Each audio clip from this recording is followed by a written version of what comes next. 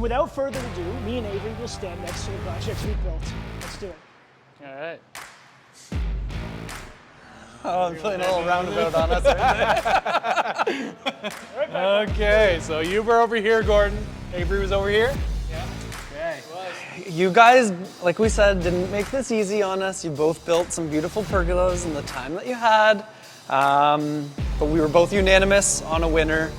And that winner today is... Pay attention, Brian. It's time for Beat the Bully, a series where I invite anyone on the internet to go head-to-head with me in a carpentry competition. Today, our parameters are simple. An 8x8 pergola out of micro Pro Sienna pressure-treated lumber with a 10x10 cantilever allowance. We are both given the same pile of materials and the same amount of time, only 3 hours this time, which is incredibly unrealistic, but I guess we're up to the challenge.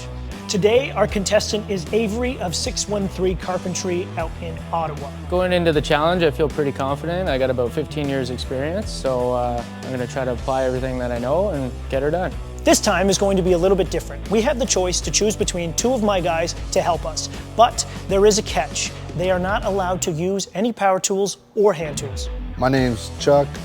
Some people call me Chuck Nasty. I've worked for Gord for a few years now. He knows his stuff. I don't know Avery, but seems to be up for the challenge. It's going to be interesting to see if he can beat the bully. I'm a first-year apprentice at Wood Bully. I'm very excited and I'm ready to get my hands on. For this challenge, we are going to be able to choose between either Chuck or Kyle to assist us. And I want to give you the first choice. Well, I met both of them already this morning. They seem like pretty class act dudes, but I might have to go with Chuck just because he's got a height advantage there. Don't get it twisted. I would have chose Kyle anyways because he's got a lot of heart and he listens kind of well. Hold it.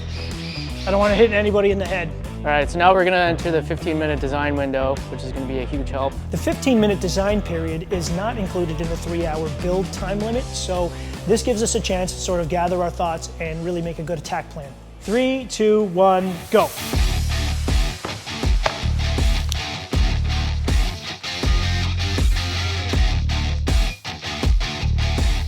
For the design period, the design I had in mind was simply 6x6 arches, 2 of them, and then a 2x6 sort of deck built above, hanging down and suspended. And then I had a look over at his partner's hair, my man Chuck, and it inspired me to make a mullet pergola instead.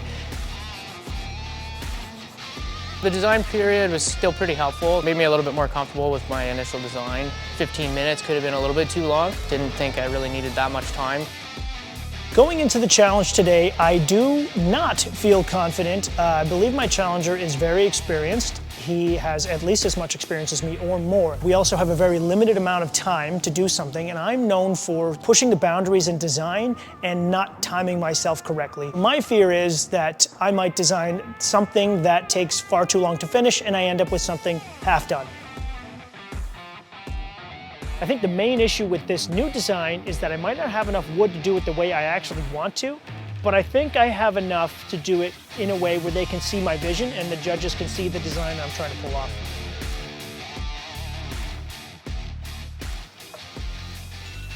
Time's up.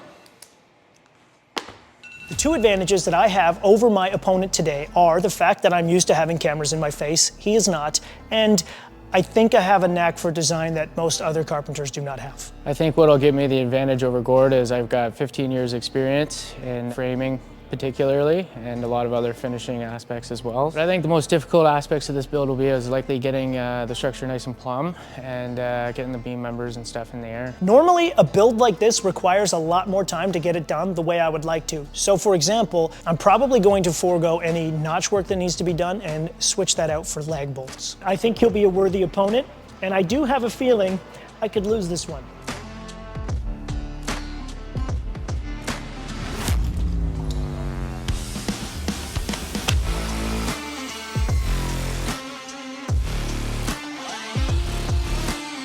Six by 6, 2 arches, and then these are 2 by 6 arches.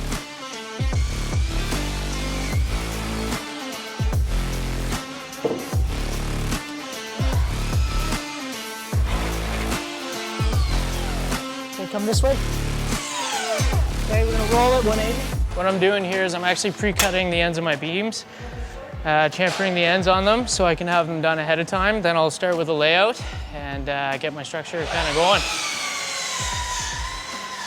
First step I wanted to do was cut my 4 main posts. They're going to be 9 feet with a 45-degree bevel on them. These are 6x6s. I don't have a beam saw with me, so we kind of had to do a rotational switch, back and forth kind of motion. I'm hoping that this is the trickiest part of this entire build. This way.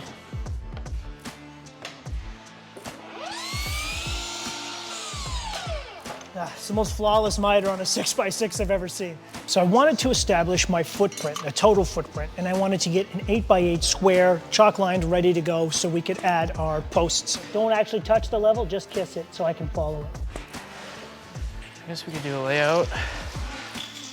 Basically, we started out with our layout, started mapping out some beams. After that, we started putting together our bases, chalking out the lines. Good? Yep. What's going on, Gord? What's taking so long, buddy? More advanced over here. These guys ain't nothing. Cut your finger open, pro tip. Just put some tape on it and shut up. Woo! How you know you made it?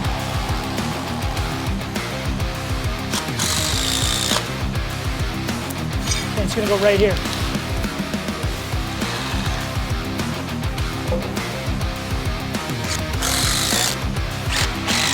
Nailed it.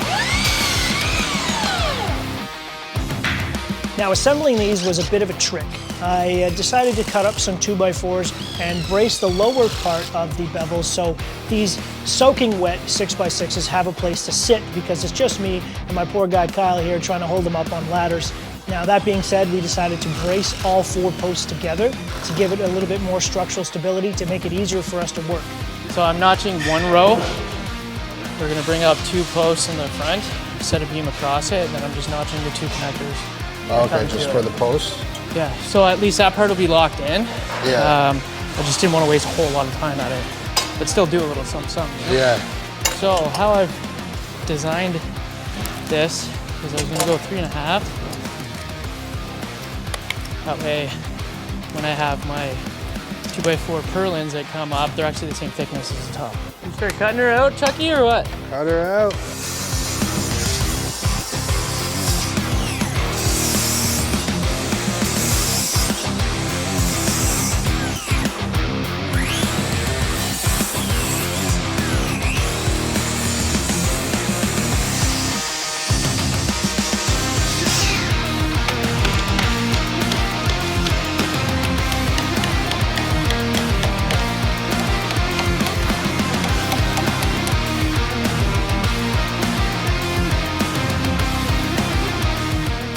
Painting is not my forte, but this stuff goes on easy.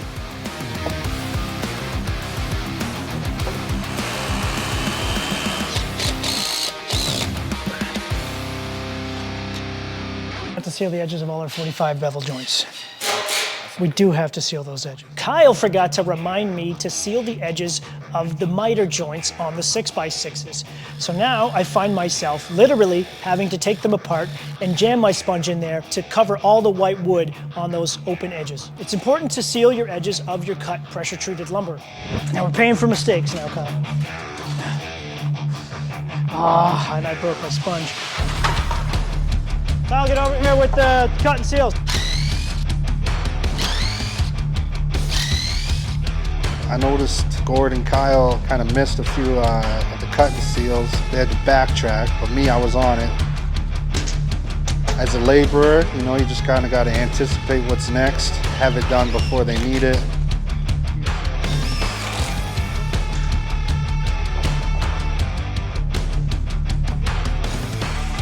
So far, it's going pretty good. We're working at a good pace. We're working like a well-oiled machine. Can you toss me that big square there? Yep.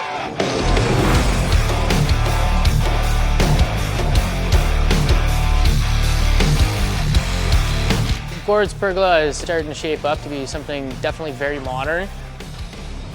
Well, they're doing some giant miters over there. I find it was a little risky, maybe doing the big miters like he has. Take the 2x6 off, 2 2x4s on the stock. Yes, sir. Looking over at his build, I noticed he had some nice chamfered, you know, Viking style edges, and he's taking that design into consideration. So obviously it makes me nervous because he knows what he's doing a good job of it.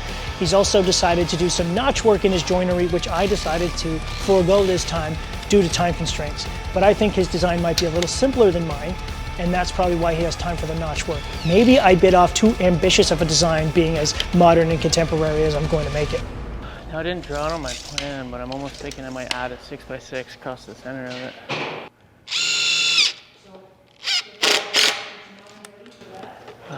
I'd love to just be here you go. Yeah, I know, it's hard not to.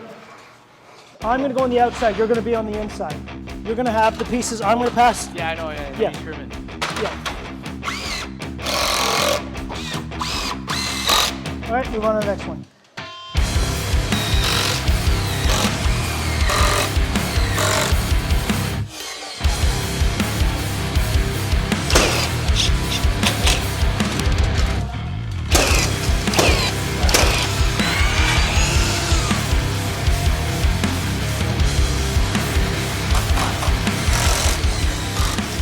Pro tip, if you want to get center to center, you go outside to inside.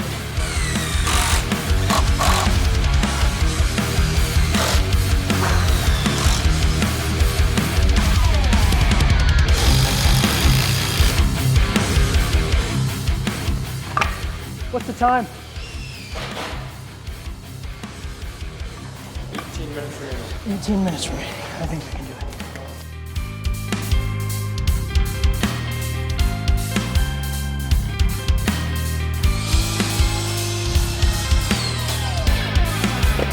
Click.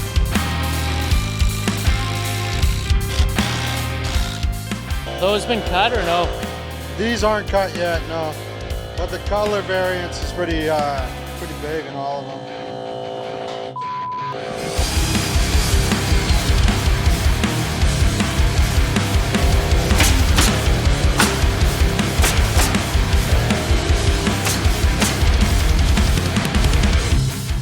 Yep. Thank you, Carl. Thank you.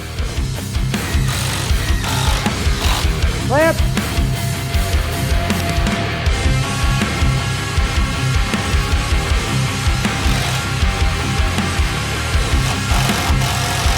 Stay in that. Stay in it, stay in it, stay in it.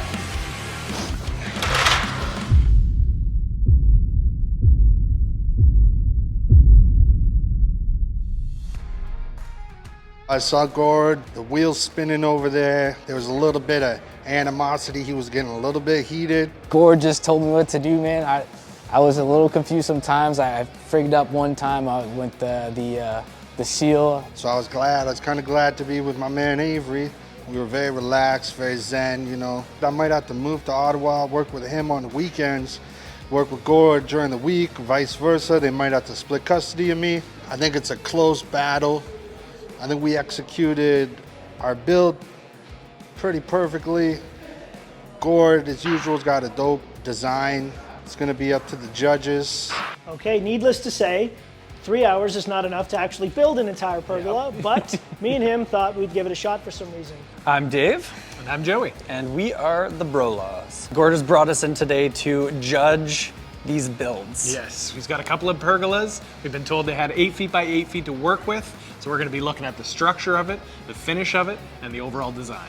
So they've had a 3-hour time constraint on this, and that's a lot to get done in a little amount of time. I'm interested to see what they're able to pull off. Absolutely, and I think we have a sense of being a little harder on them. We did the Deck Wars show back in the day. We know what it's like to be under a crunch time to get a build like this done. So we're gonna be a little bit critical of these guys, but we also understand that that's a tall feat for 3 hours. Yes. So we're gonna get out of your way. Have at it, do your worst. All right. Good luck. We can do that. Let's go. I have no idea what the judges like, what their tastes are. I built something that I thought was cool, and I'm sure Avery did the same. Now, what they choose is going to be up to them ultimately, but of course, I feel like if it's based on design, I have this. If it's based on craftsmanship, he may have beat me on this one. All right, pergola number 1. Let's see what we got here. Good start. I mean, they anchored on the ground. I feel like that might have been a bit of overkill, but it's not going anywhere. I like that they used like actual structural bolts too. Yeah. I know when we did some of these like competition type builds, you're doing as little as possible, but Tactic. it's nice to know that it's actually structurally sound up Yeah. here. The center 6x6, that's a nice structural add. That's gonna make this thing solid. It is, but it's a little bit weird to me, to Yeah. be honest. Like, why are you like cutting those rafter pieces in half, right? Like, why Yeah, are you true. splitting that distance? At the same time, 2x4s, you don't want them to get too crazy and twisty. Maybe that was like a spur of the moment. I'd be interested to know if that was the design plan going in, or if whoever built this saw cranked 2x4s and was like, well, I gotta break up the middle. That's a good point. Maybe they were just like stuck with 8-foot sections and Right. they wanted the extra bit of length. It's interesting but odd to me. It's not what I would typically look for. That's fair. I mean, the back little privacy screen, I see that they've added to it as well. Yeah. Again, I'd say this one is a little bit more basic Yeah, simplistic. as you would look Yeah. across. We've got some joinery up on the top 6x6s. That's So impressive, they lapped yeah. it in there instead of just sticking it on top. Yeah. Which is kind of nice. We're lacking a bit of support laterally this direction, because I can see that he's got your 45s going up to support it this way, and you have Right. a screen supporting it this way, but we're kind of missing things in this direction, so that's definitely got some movement. It's got some sway that way, like Yeah. you said. It's not moving the other direction. Fit and finish. What do you think? Okay. Fit and finish, surprisingly tight. For 3 hours, like you said, those notches on the 6x6s are pretty tight. Was there a 45s. sander involved at all, or was this just cut and slapped together? I know you've got 3 hours. There's not much time to pull out a Right. sander, but it also doesn't take that much time to just hit those cut Yeah. edges. I'm not seeing a lot of burrs, so maybe it was like a piece of sandpaper was used, but it definitely didn't get cleaned up. Okay, now they said to be picky, right? Yep. So we're allowed to be picky here. I'm gonna say like this, cutting a 6x6, you're gonna go through with 2 cuts in Yeah. order to get your way through. And you can see that there, but that's a nice straight cut. But if we're getting picky here, this side could have been yeah. cleaned up. And like Yeah. I said, a little bit of sandpaper, you Goes a got long way. you got your sander out there, you can flatten that out to be nice and even. I will say it looks like they went through the effort of using end cut on there, seeing as how this is pressure treated wood. that's true. It looks like end cut was used, so they made sure that this interior pergola lasts a lifetime. But hey, it's the little details. It's the little details. To me, this seems doable in 3 hours. Right. Where I know you have the constraint, but sometimes you're in a competition. You want to go. Yeah. You want to extend yourself a little bit. I've true. seen this pergola many times before, but they made a good choice on what they could accomplish within the Yes. 3 hours because you don't have a lot of time, but you want to execute, and I think they pulled it off. Yeah, I agree. I think we've got a bit of a funkier design on the other side, so let's go check that I out. want to see what's happening over here. Right out of the gate, you got the mitered 6x6s going around the outside. That's a bold choice. Like we This is said, very you're going to bold. have to do 2 passes to cut through that, so getting those to line up is going to be tricky. Right out the gate. This is a unique pergola. It is. I haven't seen something like this. Yep. Now, if you're comparing the two, is this going to provide as much shade as the other one? I feel like you've got more coverage over there where this is cool, but it feels a little more open, like it's not creating as much of a roof as you would Right. want. The only other thing that, like, I love the idea of the miters. How is that going to age? True. We've seen and built a ton of decks, Yep. and you see how things age. And part of learning design is learning how something will age and if it will age well. Right. I know pressure treated lumber and I know our weather in Canada, and something like this to me is gonna open up. Yeah, it's true. And one other detail I'm not a huge fan of, again, this was super ambitious. This design is really cool, but this beam here and how the bottoms are capped off, that's a box beam, it kind of stands out as not fitting in with the rest of it. Where it would have been nice to see maybe, okay, maybe notch out a channel in the center of all these and run a 2x4 right down the middle and lock them into that. Because I get having to tie these into something, but this box beam I'm not really jiving. Well, I think they're trying to go for like to get your lateral structure there too, right? Yeah, where that's it's fair. locked it in well that way. But even like a flat 2x6 on the bottom for them to run Yes. into and kill into, yeah, that's definitely throwing off the vibe a little bit for me. Yeah, but like you said, it does lock it in, so I understand it. You've got, again, the structural screws locking that together, but it stands out. Same with the top 2x4 supports. where it's like, I know the purpose they're serving up there, Right. but it kind of kills the design and kills the vibe. Where I've seen it done before with a similar style to this, where they've got like maybe a pipe running through, Right. and then it's locking them in that way. Or some interior blocking as opposed to something that seems like an afterthought. Right, yeah. I need to make this more solid, where I almost Yes. could have done without them. Yes. Where, yes, you're running the risk of it being a little bit more rickety, not as held together, but aesthetically it works, and this is more of an art piece than it is a structural pergola, in my opinion, That's right? a good point. So I think you got to go all the way one way or all the way the other way, where you're kind of teetering halfway with this design. So what do you think about this little feature wall too? Again, I like the concept, but you're losing me with the ladders. Because safety-wise, you've created a ladder and a climbing structure for kids. Yeah. I mean, I kind of like the aspect. Yeah? That I can get up here. It's and true. Then we can work out up here now. Yeah. We can do things. But for kids, Oof. that's like, I know my son would be up there in a heartbeat. True. Yeah, certainly a much more ambitious design. Whoever built this one wanted to go all out to something that should not have been attempted in 3 hours. So may have missed a mark on a few things, but have to give serious points for overall design. Right. Yeah. Yeah. All right, guys, come on in. Break somebody's heart today. We're gonna make somebody really happy. It's true. It's true. You guys doing all right? Come on over. Yeah?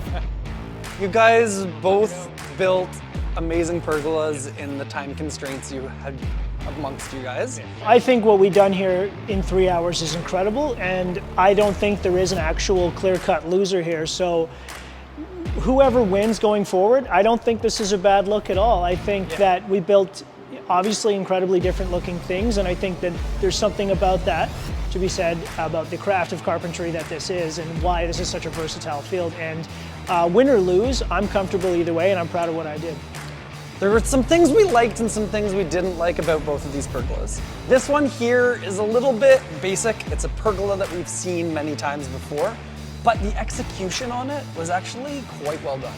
Absolutely. We're over here. This is a design that we haven't seen before. And that's saying something, because you know, we used to work with Paul back in the day. We've seen it all. So showing us something new is always good. It's what we look out for, but maybe a little bit of a miss on the mark on the fit and finish and how long this would actually last out in the real world. You guys made this a lot more difficult on us than we were thinking you were going to. Yes. We were hoping for 2 exact designs that we could just label it down to the fit and finish of it, but amazing designs, amazing work for 3 hours. You guys should be proud of that, but unfortunately, we do have to pick a winner. And without further ado, me and Avery will stand next to the projects we built. Let's do it. All right. Oh, I'm playing a little roundabout on us. Okay, so you were over here, Gordon. Avery was over here? You guys, like we said, didn't make this easy on us. You both built some beautiful pergolas in the time that you had. But we were both unanimous on a winner, and that winner today is Avery. I actually agree with you guys, 100%. Nice. The execution of his was flawless, and he deserves it. So, Thanks, man. Really congratulations. appreciate it. Gotta love beating the bully. Called him out, took some names, now I'm going home. Avery did an incredible job, and like they said, although it was traditional, it was a flawless execution. Quite frankly, it's something you could sell to a customer. Where mine, on the other hand, probably would have used a few more anchors, fasteners, a little bit more wood, and a lot more time. The judges mentioning that they've never seen anything like this before, I have to say that's a great compliment coming from them. Being the fact that I did model this entire design over Chuck's hair, I have to say that I really do like the aesthetic and design of mine, and I'll be taking it home, putting it up in the yard. I felt that they were gonna go with the more modern approach. You know, I just was relaying a saying in my head that one of my old bosses taught me, just keep it simple, stupid. So I just kept on that, and knowing that I had a bit of extra time, I threw in a feature wall, hoping that it would pull the W. So I think it worked in my favor. Avery is the first person to beat the bully. He is the current champion of this series. And that's all for today. And I'd like to make another invitation to anyone who thinks that what we did today was easy. Come, prove it to me. Pay attention, Brian. We will be doing this again.